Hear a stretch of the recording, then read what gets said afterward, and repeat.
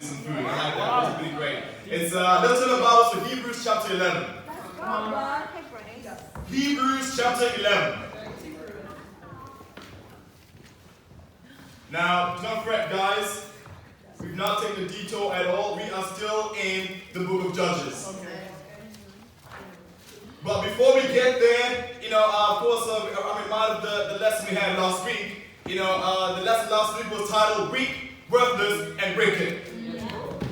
And why was it titled that? We saw how, in a sense, Gideon in the end of his lifetime, he grew spiritually weak. And then later on, of course, it said Abimelech, he was in a sense compared to a thorn bush, and a thorn bush at the time was considered to be sin. Therefore, saying that his kingship was a product of sin. And he said he was worthless. And at the end, we saw, of course, how he destroyed his own people and he became wicked. And that's what happened throughout the chapters. But Hebrews 11 reads something interesting. It says, verse 1. Now faith is confidence in what we hope for and assurance about what we've not seen. This is what the ancients were commended for. I love that scripture. The King James Version says, faith is what we hope for and a conviction. Faith has to be a conviction. It says it's having a certainty of things you haven't seen before actually happening. And to some extent, I want to persuade you today that every single person has faith. Right, yeah. You ask, what do you mean? Well, every single one of you believe you'll be alive tomorrow. Yeah. That's why you're going to go to a restaurant today, eat that sandwich, even though the chef has coronavirus or not, you're still going to eat that sandwich. Because you believe you'll be alive tomorrow. You believe the unseen. Everyone has faith. And throughout the Hall of Faith over here, I love the scripture because in the world, you have the Hall of Fame. Where you do something great, people recognize you. In the kingdom of God, you do something great, you land in the Hall of Faith. And throughout the Hall of Faith, it talks about a great man like Joseph. It talks about a great man like Noah. It talks about great women like Sarah. It talks about great individuals like in verse 32. 31, brother. Hebrews 11 says, by faith, the prostitute Rahab, because she welcomed the spies, was not killed with those who were disobedient. Wow. I read this and I was like, why does the Bible call her Rahab the prostitute? Because if you really study out the book of Joshua, right, she was living in Jericho, she was in the wall, the city walls. She actually converted. So she didn't stay a prostitute. Her and her family got saved. But yet, when she's recorded in the Hall of Faith, they still call her Rahab the prostitute. I was trying to figure out why that's the case. Why couldn't you just say Rahab? Because this is what she used to do. And it hit me. Jericho at the time was an incredibly sinful city. And she was in sin too. But despite the sinfulness of the city, she was the only one who had faith. And that's why they still call her Rahab, the prostitute. Verse 32. It says, what more shall I say? I got a time to tell about Gideon. Okay, you guys remember Gideon, right? Yeah. Barak, right? Samson, we're going to study him out next week. And Jephthah. That's what we're going to study out today. About David and Samuel and the prophets, who through faith conquered kingdoms, administered justice, and gained what was promised, who shut them out the lions, quenched the fury of the flames, and escaped the edge of the sword, whose weaknesses was turned to strength, and became powerful in battle and routed foreign armies. When we received back their dead, raised to life again, there were others who tortured, refused to release, so they might gain an even better resurrection. The church says. Amen. I love the scripture. You ask, why am I, in a sense, talking about Jephthah in the Hall of Faith? Because a lot of times today, we are always inspired by people who do incredible things well. We always look up to great icons. We always look up to people who do things that we can't do. I'm reminded about individuals like Kobe Bryant. A lot of you guys know Kobe Bryant. Yeah. He achieved incredible things as an NBA athlete. You ask, what did he do? Well, first of all, he was a 5-time NBA champion, 2-time NBA Finals MVP, 18 times NBA All-Star, MVP of 2008, and the list goes on. In so many ways, we inspired by him. But we forget the journey it took for him to be great. You see, a lot of us want to be like the Black Mamba, but not many of us want to take the journey to the Black Mamba. We read about Winston Churchill. You know, he was the Prime Minister of Britain, and he successfully led Britain to victory in World War II. He is known for his incredible speeches. How he was a man who was relentless. He never gave up. He never gave in. He stayed all in. But some things about him is that they say he never went to school. You know, he went to school, but he wasn't good at school. Right? He didn't perform really well right there. You know, that inspires some of us, amen? And they say he didn't do well in school. And I recently discovered that he was actually in jail in South Africa. He was in prison in South Africa and he escaped. And that's how he, in a sense, earned his fame. He got his fame in the UK because they heard, hey, this British guy escaped the jail in South Africa and so forth. You know, and what happened, of course, he became a leader and he led a charge in World War I where, sadly, he failed and literally about 250,000 people died due to his leadership at that time. And a lot of people are like, man, I want to be great like Winston Churchill, but not many people are willing to embrace failure. The title of the lesson today, the journey to being mighty. I want you to know today that there's no app that you can download to become mighty. I want you to know there's no pill you can take and swallow to become mighty. There is no shortcut to becoming a mighty man or woman of God. You got to take the journey. You know, I'm reminded of a time when I was growing up, back in South Africa, you know, I used to watch a lot of TV. And so on TV, you know, they used to have these products, right? So this company has all these innovative, you know, products and stuff like that, and how to, you know, make your life easier in the kitchen and stuff like that. So they say, hey, we've got this blender that can blend anything, wood, metal, you name it, right? So okay, awesome, we've got this blender that does all this stuff. But the one in particular is the fitness one, right? You know, so you know, every time it popped up, it was very marked. Get the new Slim Blaster, all this different stuff, right? And so, you know, it was quite interesting. So you had these things where you know, that like you get slim, so it's a belt you put around to make you look slim. You know, it had this dumbbell, right? It was just shake, you know, and you didn't do any work, and it would give you muscles, right? And I looked, I was like, man, I might get that dumbbell right there, right? So it would just vibrate, and then somehow it works with muscles, and you get biceps. And then the other one, of course, is a belt you put, which, like, you know, it gives like some electric shocks and it burns the fat out. Now, growing up, that's what I used to see quite often. And the person who used to love buying these products was my grandmother.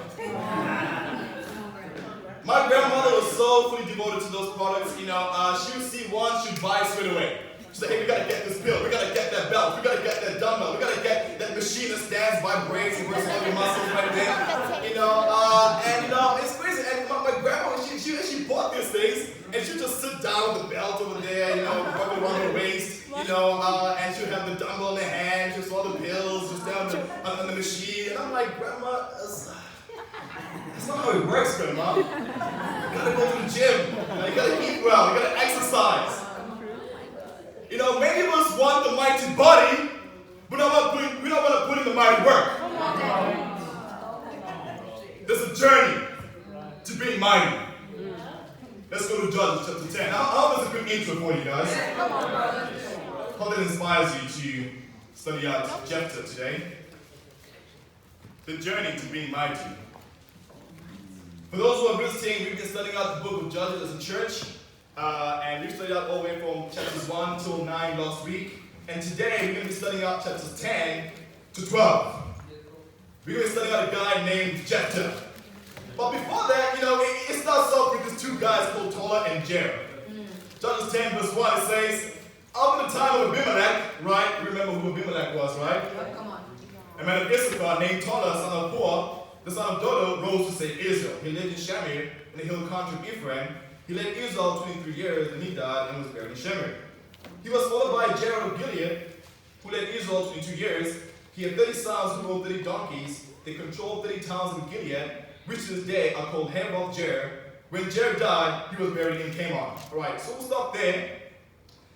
So not much is said about these two individuals. You know, it's quite brief about their leadership. So first of all, it talks about how, you know, each led for a long time. You know, one led for 22 years, the other led for 23 years, respectively. And I was just like, okay, cool. It teaches us something interesting here. You can be around for a long time and make no impact. Let that not be said about you as a disciple of Christ. Where you've been around the kingdom for 5, 10, 20 years, and you've not made an impact in this world. Where you've not gone on a mission team. Where you've not really sacrificed. You've just done nothing. That's what these guys did over here. But let's go to verse 6 right there, amen? We started our chapter. It says, again the Israelites did evil in the eyes of the Lord. Okay, that's a very continuous thing we read over here. It says they served the Baals and the Ashtoreth, the gods of Aram, the gods of Sidon, the gods of Moab, the gods of Ammonites, and the gods of Philistines. Wow. And because the Israelites forsook the Lord and no longer served him, he became angry with them. He sold them into the hands of the Philistines and the Ammonites, who that year shattered and crushed them. For 18 years they oppressed all the Israelites on the east side of the Jordan in Gilead, the land of the Amorites. The Ammonites also crossed the Jordan to fight against Judah, Benjamin, and Ephraim. Israel was in great distress. Then the Israelites called out to the Lord, we have sinned against you, forsaking our God and serving the Baals. The Lord replied, when the Egyptians, the Amorites, the Ammonites, the Philistines, the Sidonians, and the Amalekites, and the Moabites oppressed you, and you cried for me to help, did I not save you from their hands? But you've forsaken me and served other gods. So I don't want to save you. Go and cry to the gods you have chosen. Let them save you when you're in trouble. Ooh. Man. You must be in a really dark place to make God feel like that about you. You know, over here we come across again the cycle of sin. What is the cycle of sin? Disobedience, darkness, distress, and then of course they cry out to the deliverer, right, the divine brother, and the divine, he sends a deliverer. And we see the cycle throughout the scriptures over here. And when I think about that, I'm like, wow, right now in the world, God is causing distress. You ask me what? Coronavirus. I'm going to talk about it. But I'm not going to go too deep and waste too much time on it. But I believe that this is from God. The Bible says in Ephesians 6 that we are in a spiritual war. This is a spiritual war, guys. God is humbling the nations. God is causing distress to every single person in this world. If you feel distress, that's from God. Distress is from God. But we see how far they've fallen. To a point where they literally just add every single God to the list. Say that God, that God, that God. We just add, we're going to worship every single God. And it hit me, I was like, man, why were they falling away from God so many times? And they always got back to Baal and Ashtoreth. And it hit me, Baal, because the Israelites at this time, worshiping Jehovah God was just adding another God. For them, it was just like, hey, we have all these other gods, Jehovah God, yeah, awesome, we're just going to add you to the list. So when the leader died, they just went back to all the other gods. That's why they easily fell away from God. Baal was known as the weather god, so he was the one who governed finances, that we say. So the people were picking God, money, over God. And then you got Ashtoreth. Ashtoreth was a goddess of fertility. So one of the ways of worshiping her was love, romance, and sex. So these people were like, we want to choose pleasure over obeying God, the true Jehovah God. I want you to know that if you're not worshiping the true Jehovah God, you are inevitably believing in Baal and Ashtoreth. Those are the people you're, in a sense, by default, worshiping. The question is, in this time of distress, who are you worshiping? Are you worshiping the true Jehovah God, or are you worshiping Baal or Ashtoreth? And over here, God says, look, I've saved you multiple times in the past. I've saved you so many times. I'm just tired of saving you guys. It's like, you know what? All those tears of yours, just go cry to the other gods. I'm not going to save you this time around. That's what he does over here. But let's read verse 15, okay? Let's see how it can bring the heart of God. Because tears sometimes won't bring the heart of God. Verse 15 says, but the Israelites said to the Lord, we have sinned. Do with us whatever you think best, but please rescue us now. And they got rid of the foreign gods among them and served the Lord. And he could bear Israel's misery no longer. Wow. Here we see a four-step process to winning the heart of God. Crying is not going to cut it anymore, guys. You can cry and cry all you want. God's like, he's not moved by your tears anymore. He wants something more. He wants something deeper. Repentance isn't about crying anymore. Over here, the people acknowledge their sin. That's the first step. You've got to acknowledge your sin and confess it. You've got to acknowledge your sin and confess it. And secondly, they were humble enough to surrender to whatever God's will was. To say, if God judges us, we go to hell, amen. If we go to heaven, awesome. They were ready to accept judgment. They desired to be saved. They're like, say, rescue us now. They wanted to be saved. They weren't the kind of people who we chase around, hey, you want to study the Bible? Hey, when next we meet up? No. They were coming to you. Hey, I want to study the Bible with you. That's what they were doing. Come on, Maria. And lastly, they got rid of all the gods. That's the step it takes. Those are the steps it takes, guys, to win the heart of God. Tears aren't going to cry anymore. You want to win the heart of God? Acknowledge your sins today. Confess your sins today. Accept the judgment that God has for you. Repent and turn away from all the other gods out there. You know, I found out about an individual today who's in a fellowship. His name is Wellington. Now, he had no idea that I was going to talk about him today. But, you know, Wellington reminds me of myself. You ask why. You know, as you study the Bible with us, you have three responses to the Bible studies. The first one is you repent, you run, or you persecute. Right? So, I did all three. Right? So, they studied the Bible with me. They showed me, hey, Frank, this is what it means to be a true Christian. I said, awesome. I ran. And in my running, I decided to persecute the church. Right? I said, you know what? You guys are crazy. So I was deterring people from studying the Bible with the disciples. You know, my campus. I said, don't study the Bible with those guys. They're weird. They teach a weird doctrine. Right? And so forth. But, you know, God sent distress in my life. I came back. I repented. I became a disciple. Amen. And that's the case with Wellington right there. You know, Wellington, the first time I met him was about 2.5 years ago. When I came to Birmingham the first time. And I was like, okay, Wellington, he studied the Bible. You know, when I came back from South Africa, I heard he studied the Bible again. But Wellington at that time, he ran away. He ran away. And of course, God put some distress in his life. He's come back and he's like, you know what, Frank, I just want to become a disciple. I want to do anything. He confesses his sins. He gets rid of all his gods. And he could be our brother real soon right there, man. But there's something interesting here, guys. It says in verse 10, verse 14, sorry. It says, God required the gods who are chosen, let them save you when you're in trouble. Verse 16, sorry, it says, then they get rid of the foreign gods among them and serve the Lord, and he could bear Israel's misery no longer. You know, the Hebrew word for he couldn't bear Israel's misery, it means to be impatient. The Bible says the one time that God is impatient is when he can't wait to forgive you of your sins. God is just out there just waiting. I'm so impatient to forgive you. It's when he wants to forgive you of all your sins. That's the only time God is impatient. Because he wants to forgive you. The question is, what are you going to do today? Will church service today be an emotional experience? Or are you going to live today, make a decision to worship the true Jehovah God? That's the choice you're going to make. Verse 17, you guys are with me, right? Yeah. It says, when the Ammonites were called to arms and camped in Gilead, the Israelites assembled and camped at Mizpah.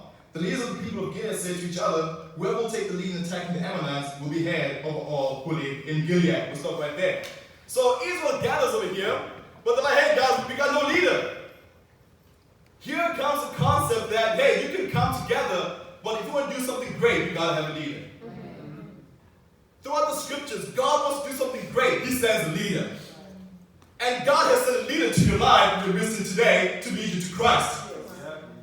But he's like, look, we don't want just any guy to lead us. This guy has got to be prepared to go to war with the Ammonites. Then we say they believe in the concept of earning your right to lead. It says over here that we're at Mizpah. Mizpah was a part of Gilead, right? So the way Gilead was, it was the eastern side of the Jordan, right? So it was the east side of Jordan, Gilead. Of course, it was a descendant of, all the way from the tribe of Manasseh. So what happened was it became such a powerful nation that they conquered parts of Gad, Reuben, and even the south part of Manasseh, right? So it became a really strong, powerful nation, a tribe rather, and Mizpah was the central part of it. It was like, in a sense, the city center right there, amen? Amen. Judges 11, let's carry on. It says, verse 1 to 11, Jephthah Gileadite was a mighty warrior. His father was Gilead, his mother a prostitute. Wow. Gilead's wife also bore him sons, and when they were grown up, they drove Jephthah away. You're not going to get any inheritance in our family, they said, because you're the son of another woman. So Jephthah fled from his brothers and settled in the land of Tob, where a gang of scoundrels gathered around him and they followed him.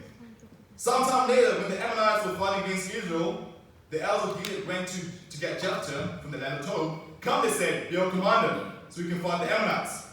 Jephthah said to them, didn't you hate me and drive me from my father's house? Why do you come to me now when you're in trouble? The elders of Gilead said to him, nevertheless, we return to you now. Come with us to fight the Ammonites, and you be head over all who live in Gilead. Jephthah answered, suppose you take me back to fight the Ammonites, and the Lord gives them to me, will I really be your head? The elders of Gilead replied, the Lord is our witness, we will certainly do as you say. So Jephthah went to the elders of Gilead, and the people made him head and commander over them. And he repeated all these words before the Lord in Mizpah. My first point is, don't let your past define you. Yeah. Let it refine you. Yeah. Let it refine you. You know, we began, of course, in Hebrews 11, we saw how Jephthah was a man of faith. And the chapter begins with him being a mighty warrior. But then we see here the journey of him becoming a mighty warrior wasn't easy.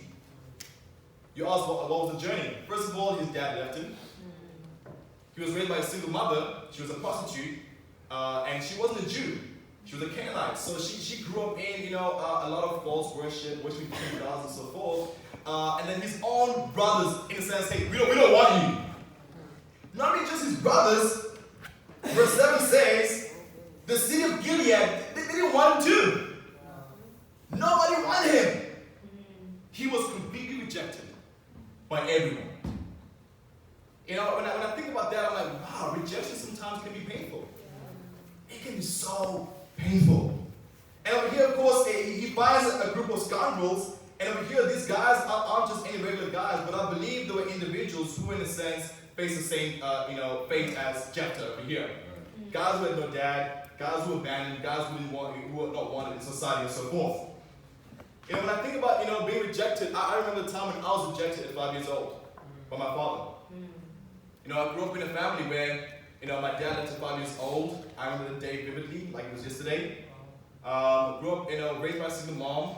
I saw my mom work so hard just to raise myself and my older sister.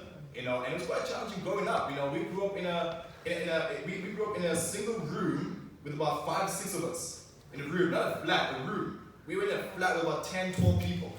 That's how we grew up. That's what we were raised. And I grew up with so much hatred for my father. Because I was like, if my dad was around, my life probably would have been better.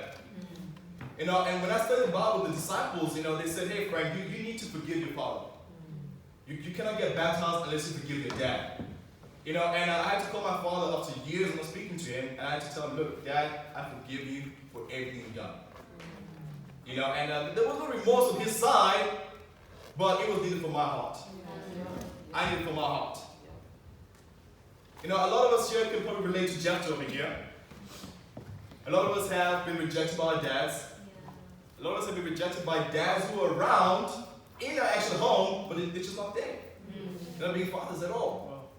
We can relate a lot. And I'm so encouraged with the kingdom of God, how when I became a disciple, I had a man in my life who became my father. The kingdom we say father in the faith, I don't see him as my father in the faith. I see him like my little father. And that's Michael Williamson. He's like my dad. He trained me. He made me to the man I am today. And he appointed me as an evangelist in the kingdom of God.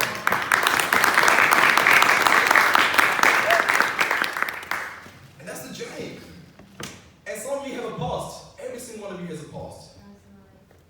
I want to persuade you today to seek God in that past. Seek God through every single thing. Jephthah, for him to become mighty, he needed this to happen. Had this not happened to him, he wouldn't have become a mighty man. We need all those things that happen to your life, you needed it. God allowed it when he caused it to happen to your life. Everything, every dark thing that's happened in your life. Let the past refine you. Don't let it define you. It's not who you are. God has trained you with your past. One man said this. I just don't want to die without a few scars. We need some scars in our lives. Another individual I think about who embraced his scars was Jesus. You know, Jesus said, hey, look at my hands. He was ashamed. Imagine Jesus shaving his hands, his scars. Look at me. Now he embraced them. He embraced his hardship. Don't be ashamed of your past, guys. Embrace it. I challenge you, let it train you, let it mold you, and help you understand that you needed it. Every single part of it, you need it for you to become a mighty man and a woman of God. Amen? Amen. Let's get on reading. Verse 12. It says, Then Jephthah sent messengers to the Ammonite king with the question, what do you have against me that you have attacked my country? The king of the Ammonites answered Jephthah's messengers, when Israel came out of Egypt, they took away my land from Anon to Jabbok, all the way to Jordan, and I came back peaceably. Jephthah sent back messengers to the Ammonite king, saying, right, so I'll briefly summarize what he says over here. So what happens is, I believe, of course, you guys study this out in your own time. Sacrifice his daughter or not. But what seems the Bible says? Ecclesiastes 5.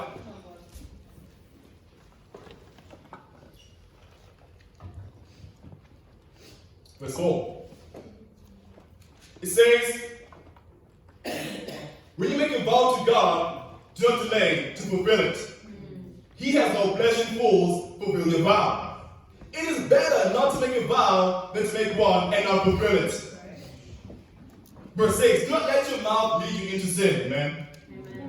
And don't protest with the temple messenger, my vow was a mistake. Why should God be angry at what you say and destroy the work of your hands?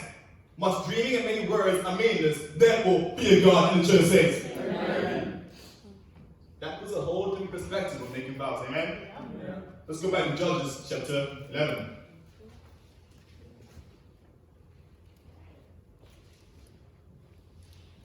My second point is the pain of a vow.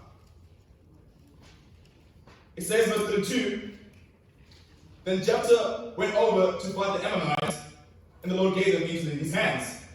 He devastated 20 towns from Aroer to the vicinity of Minnith, as far as Abel Keramim. Thus Israel subdued Ammon. When Jephthah returned to his home in Mizpah, who should come out to meet him but his daughter? Johnson, the son of the Timbrels, she was an only child. Except for her, he had neither son nor daughter. When he saw it, he tore his clothes and cried, oh no, my daughter! You have brought me down, and I am devastated. I made a vow to the Lord that I cannot break. My father, she replied, you've given your word to the Lord. Do to me just as you promised. Now the Lord has avenged you of your enemies, the Ammonites. But grant me this one request, she said. Give me 2 months to roam the hills and weep with my friends, because I will never marry. You may go, she said, and he let her go for 2 months. She and her friends went to the hills and wept because she was never married. After 2 months, she returned to her father, and he did to her as he had vowed, and she was a virgin. From this comes the Israelite tradition that each year the young women of Israel go out for 4 days to commemorate the daughter of Jephthah, the Gileadite. You know, for the past couple of centuries, many scholars have tried to explain away Jephthah, sacrificing his daughter as a burnt offering over here. They say, oh no, he didn't sacrifice a burnt offering, but what he did instead was he dedicated her to the full-time service in the tabernacle. Yeah. Right? That's what they say. But many of our church fathers have studied the scriptures and they say, no. He sacrificed her. Like he generally did. He sacrificed as a burnt offering. Right? Now you gotta understand something over here, guys. Because Jephthah was not raised by a Jewish mom. That's what we keep forgetting. She wasn't, the mother was not Jewish, she was Canaanite. So she worshipped all kinds of different gods. And one of the gods, of course, that they worshipped, it was a normal thing where part of it, in a sense, you showing gratitude or favor is you'd you'd sacrifice human beings. It was a normal thing. Because it says over here, when he was cast out from Gilead, he went to Tob, which is modern day Syria. Right? And the custom of the time was literally human sacrifices. So he had a bit of both, even though he knew the kingdom of God, the Old Testament that is, very well. But at the same time, he grew up with a lot of pagan worship, which was human sacrifice. So here it says the Hebrew for "I will give whatever comes out of the door" is used about 5 other times, in the Old Testament. It's used in Genesis 14, Genesis 24, Exodus chapter 4, Numbers 20, and 1 Samuel 25. And in each case, it always represented meeting a human being. So when he said this, he already had in mind to sacrifice a human being. It just happened to be his daughter. He thought maybe the servant would come out or something. So he already knew that. That was his intention, to sacrifice his daughter. And you ask, why was his daughter so submissive? Because she grew up with him. They grew up in Tob. It was normal. It was the custom of that time. He sacrificed his daughter. And we see over here, guys, he faces the pain of his vow. He faces the pain of his vow. He sacrificed his daughter as a burnt offering, and he, in a sense, has to face the pain of the vow. When I think about vows today, not many people have fulfilled their vows. Making vows has become really cheap. Talk about vows of marriage, become really cheap. Totally. For better or for worse, rich and poor, till death do you part. Right? But sadly, literally in America, about 70% of marriages end in divorce. People don't value vows anymore. And we as Christians, we have the vow of Jesus Lord. You guys remember that vow? Yeah. What does it mean to make Jesus your Lord? It means Lord means your master, your controller. He governs everything about you. So what does that mean? It means Jesus is Lord of your money. Whoa. Really?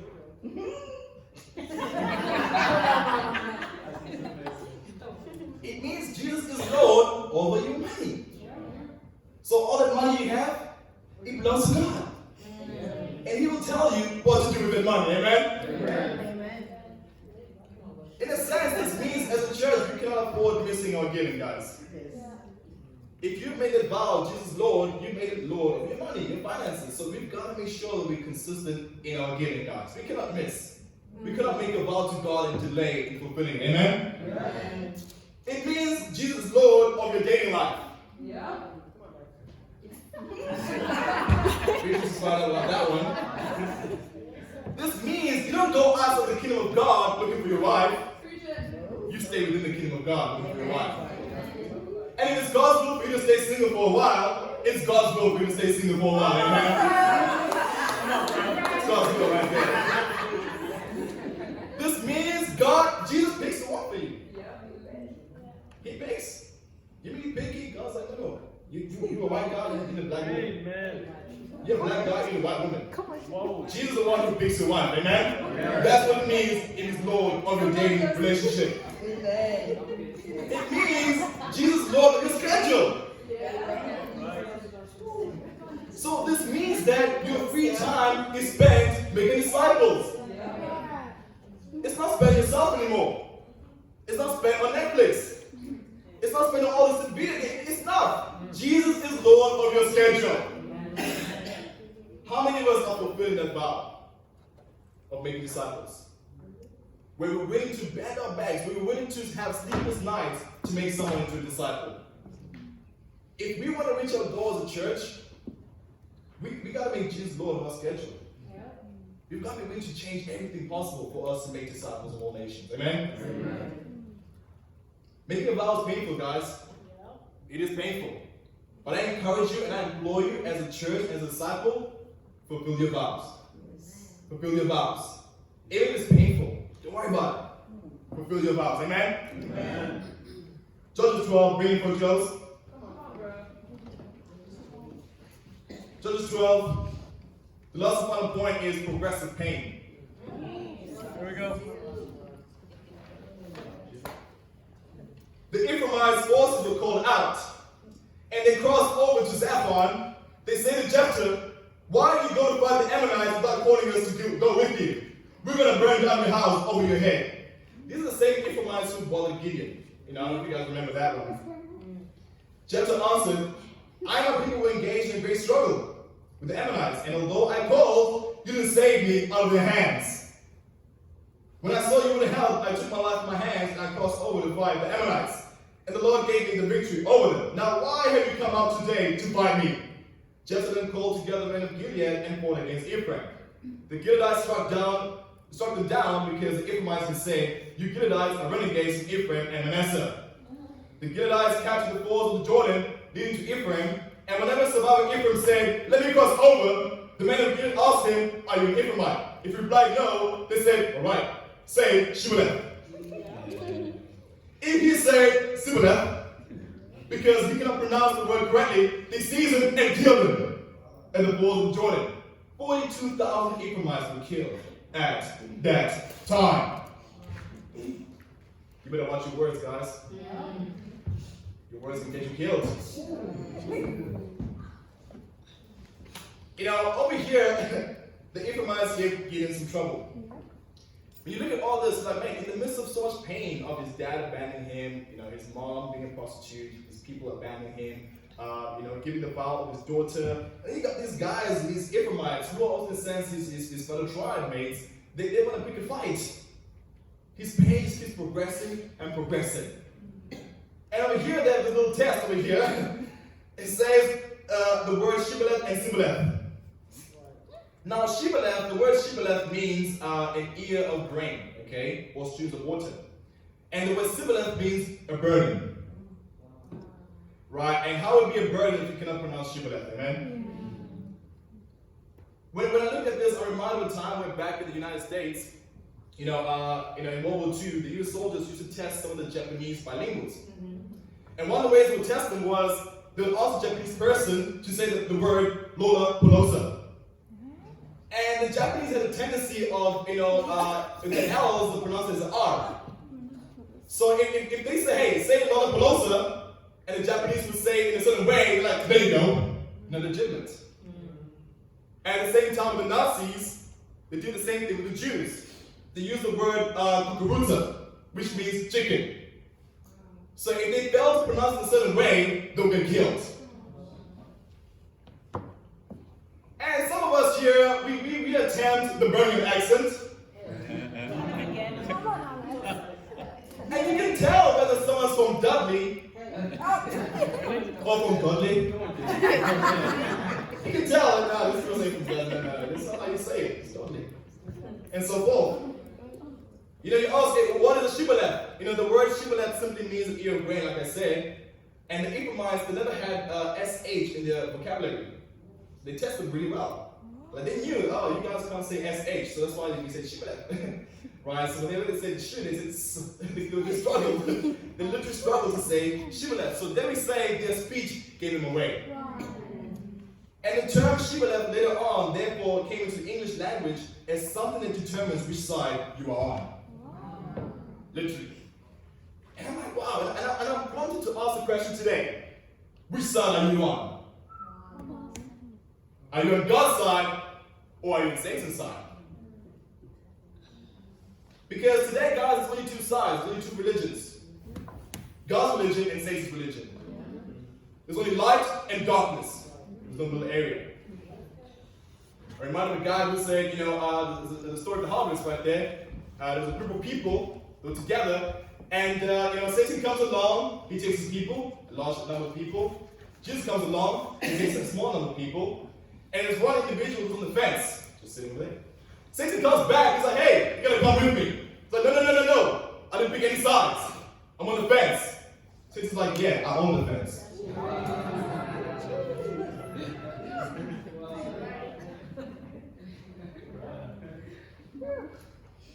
You're either in the dark or you're in the light.